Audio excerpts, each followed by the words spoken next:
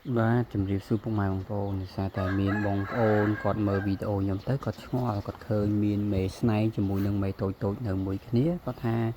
វានៅមួយគ្នាអញ្ចឹងវាអត់មានផលប៉ះពាល់ទេវាអត់មានជាការចូលឬក៏អាតូចស៊ីគ្រប់អត់អីអត់អញ្ចឹងចំពោះបញ្ហាហ្នឹងដំបូងខ្ញុំព្រួយបារម្ភដែរតែនៅពេលដែលយើងបានដាក់វាចូលគ្នាមកស៊ុំគ្នាវាអញ្ចឹងន័យថាថ្ងៃយើងទិញហ្នឹងខុសគ្នា 4-5 ថ្ងៃអញ្ចឹងទៅពេលវានៅមួយគ្នាសាំងគឺវាលែងមានការចូលមានការអីគ្នាហើយគឺមានន័យថាអាធំវាស៊ីអញ្ចឹងទៅអាតូចស៊ីមកជួគ្នាវាគាត់ថានេះវាស៊ីហើយពីថ្ងៃអញ្ចឹងទៅវាដេកណា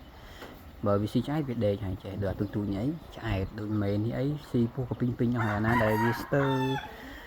វាអត់តន់ឆ្អែតវាចូលនឹងចូលស៊ីទៀតចំណីគឺយើងដាក់បរិយាវាពីរកន្លែងអញ្ចឹងទៅកន្លែងនោះមួយកន្លែងយើងខាន់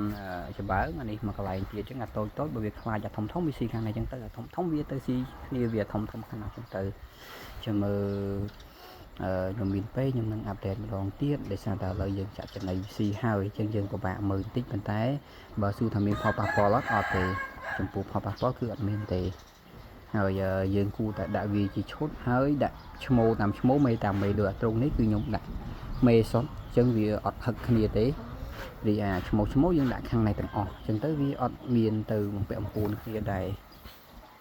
វាមានតូចមានធំអញ្ចឹងដែរខាងឈ្មោះនេះ